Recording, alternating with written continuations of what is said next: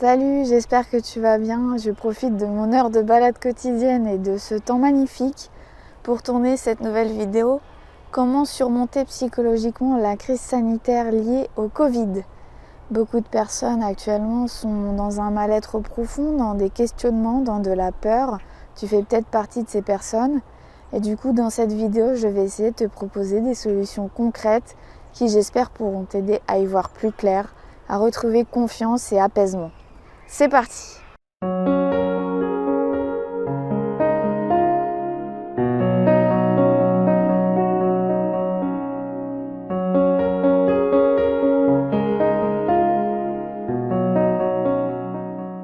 Donc si on commence par faire un petit état des lieux, c'est une crise complètement inédite qui a touché tous les pays, tous les gouvernements, qui a touché tout le monde sur cette planète. Évidemment, l'impact psychologique, il est énorme, puisque ce virus, il a touché tous les aspects de notre vie au fur et à mesure des mois. Ça a touché notre sphère privée, notre sphère familiale, la sphère professionnelle, notre stabilité financière ou de santé. Et qu'on prenne conscience de cela ou non, psychologiquement, ça nous a touchés en profondeur. Et il a fallu s'adapter rapidement. Et parfois, pour certains, c'est difficile. C'est difficile parce que il y a eu des déséquilibres sur certains plans de la vie. Et il faut rebondir, il faut s'adapter. Donc face à cela, on a vu différents chaos. Chaos au niveau familial, au niveau professionnel, des personnes ont perdu leur emploi, d'autres sont en chômage partiel, donc ne peuvent plus travailler. Donc forcément ça déséquilibre. On a pu voir toutes les situations horribles qui ont eu lieu par rapport au confinement, donc les violences familiales, les violences conjugales, des histoires absolument tristes. Comment garder une stabilité alors que tout ce qu'on a créé, tout ce qu'on a construit s'effondre? Donc face à tous ces changements, tous ces bouleversements, beaucoup de personnes tombent dans un mal-être, la dépression, les crises d'angoisse ou la peur panique, parce que finalement les fondements, la structure même de ce que nous avions construit se casse la gueule, tout simplement. Et d'un côté c'est assez logique, assez normal de réagir, puisque comme je le disais, c'est rare, c'est inédit. Mais il faut aussi pouvoir en prendre conscience pour rebondir. Et même si on n'est pas forcément touché par une perte d'emploi ou des problèmes familiaux ou conjugaux, eh bien, on est quand même touché, ne serait-ce que par le confinement, l'impact du confinement sur le psychisme. Beaucoup ne s'en rendent pas compte, mais le confinement peut avoir des effets très vicieux, très, très profonds, mais on n'en prend pas tout de suite conscience. Et je l'ai vu sur moi et je l'ai vu autour de moi.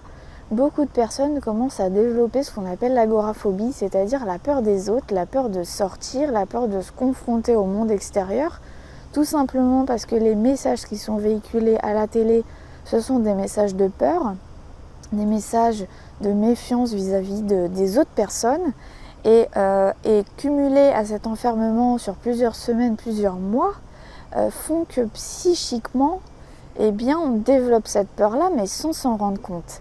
Et c'est vraiment très très vicieux, parce que quand on remet le nez dehors, on se rend compte qu'on regarde les autres comme ça un petit peu de travers, qu'on se méfie d'eux. Alors pas forcément parce qu'on se dit qu'ils sont mal intentionnés, mais juste parce qu'on a peut-être une peur qu'ils nous transmettent une maladie ou quelque chose. Et vraiment, il ne faut pas nier cela, parce que c'est vraiment présent.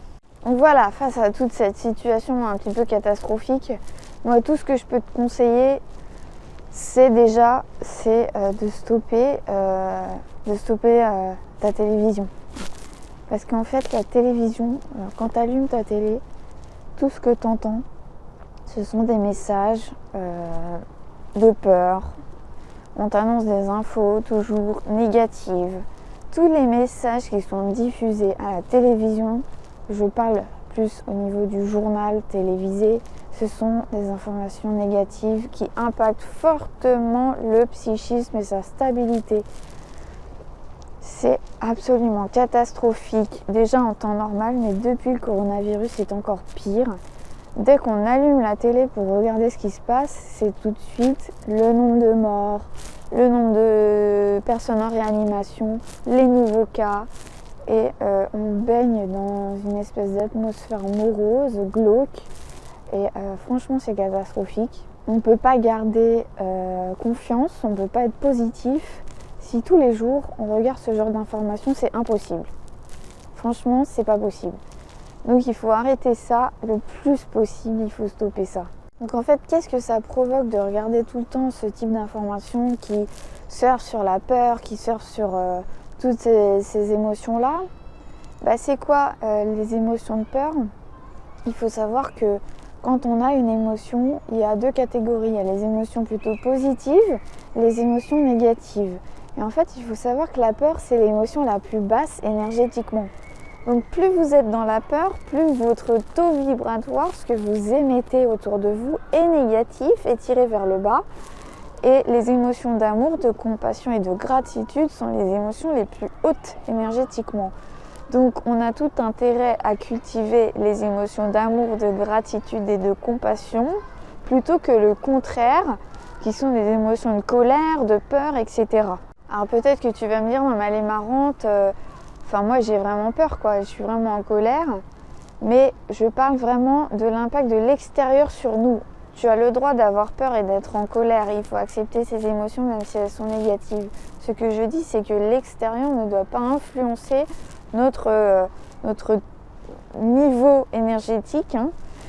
Et forcément, si tu te noies dans l'actualité et dans toutes ces informations, ça va augmenter ton niveau de peur. Alors moi, il suffit que je ne regarde pas les infos pendant une semaine et que tout d'un coup je me mette à les regarder pour que tout de suite j'ai un nœud à la gorge et je me dise mon Dieu mais c'est horrible en fait ce qui se passe. Donc qu'est-ce qu'il faut faire? Il faut essayer de garder la confiance au maximum, cultiver la confiance en soi, la confiance en la vie et à tout prix il faut tenter de lâcher prise parce qu'on ne peut pas être tout le temps dans le combat à se dire que c'est injuste, que ce qui nous arrive. Il faut accepter la situation telle qu'elle est puisqu'on ne peut pas combattre contre ça. Il y a un virus qui nous touche, qui touche des gens, qui touche la structure de notre société et on ne peut pas combattre ça, c'est beaucoup trop puissant. Si individuellement on s'énerve et on tombe dans la colère et dans tout ça, ça n'aide personne. Il faut essayer de cultiver le lâcher prise à tout prix. On va dire que c'est en se laissant glisser, en se laissant couler que les solutions émergent et non en luttant. Ça se passe sur tous les plans ça. Plus on lutte contre quelque chose, moins on arrive à éclaircir la voie. Et il y a beaucoup trop de lutte actuellement. Je vais parler d'ego. Je vois que des jeux d'ego autour de moi depuis que le Covid a mis les pieds sur notre monde. Il y a des guerres d'ego sur les réseaux sociaux à n'en plus finir. C'est absolument fatigant. Il y a des guerres d'ego à la télévision et il y a des guerres d'ego au niveau des personnes que l'on peut croiser au quotidien, des personnes qui prennent parti pour l'un ou pour l'autre. Et je pense que c'est absolument ce qu'il faut éviter de faire en ce moment. Donc pour t'aider davantage à retrouver la sérénité pendant cette période particulière de crise, j'ai créé pour toi le kit de survie spécial Covid dans lequel je rassemble de nombreuses clés et conseils qui me paraissent être des conseils de bon sens, logiques, mais qu'on oublie souvent parce qu'on se fait emporter par les jeux d'ego.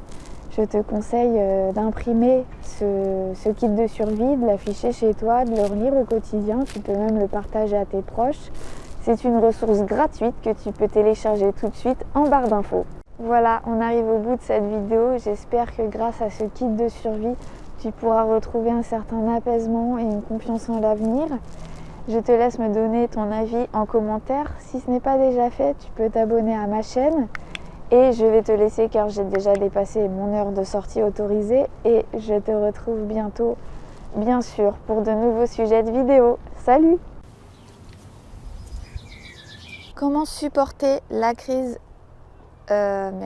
Comment supporter Qu'est-ce que ça provoque...